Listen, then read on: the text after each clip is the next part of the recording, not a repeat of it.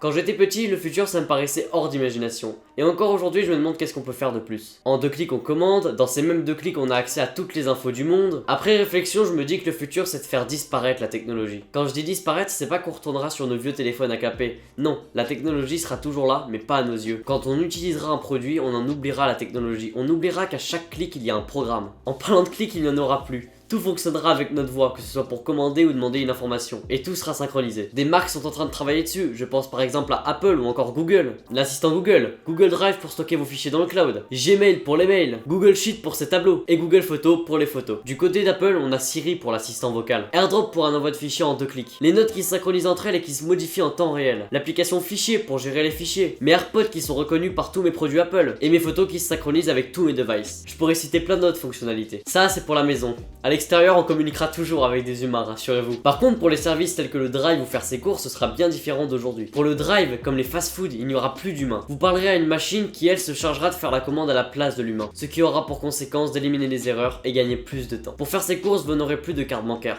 Votre compte en banque sera affiché à votre visage, sans implant évidemment. Quand vous entrerez dans un magasin, une machine détectera votre visage. Et à chaque fois que vous prendrez un produit, vous pourrez partir avec sans payer, sans avoir à faire d'action supplémentaire. Simplement parce que ça sera déjà fait. Au niveau des smartphones, c'est compliqué. Il y aura certainement des améliorations au niveau du processeur, de la RAM, du stockage, des vidéos, des photos. Mais je pense que les boutons physiques disparaîtront. Ce qui est déjà fait chez Apple, il reste plus que les boutons volume moins et volume plus. Ceux-là seront placés logiciellement, à l'aide d'une gestuelle à effectuer dans un coin inférieur de l'écran, comme pour quitter une application sur l'iPhone 10. Au niveau des leaders, Apple et Google seront dans le coup. Apple pour leur hardware et leur software, Google pour leur software. De nouvelles marques vont émerger ou s'agrandir. Je pense par exemple à Xiaomi qui innove de plus en plus, ou encore Oppo. Les objets connectés vont se perfectionner davantage avec les prochaines mises à jour des technologies Bluetooth et Wi-Fi. Le sans-fil sera au cœur de notre quotidien, que ce soit pour recharger notre smartphone ou se relaxer en écoutant de la musique. Alors le futur ne fait pas si peur que ça, hein. Ce sera seulement ce qu'on a maintenant mais en amélioré. Mais imaginez parler de ça à l'époque des années 80, que je n'ai pas connu, hein. Leur monde était différent, mais attachant. Le futur appartient à ceux qui voient les possibilités avant qu'elles ne deviennent évidentes.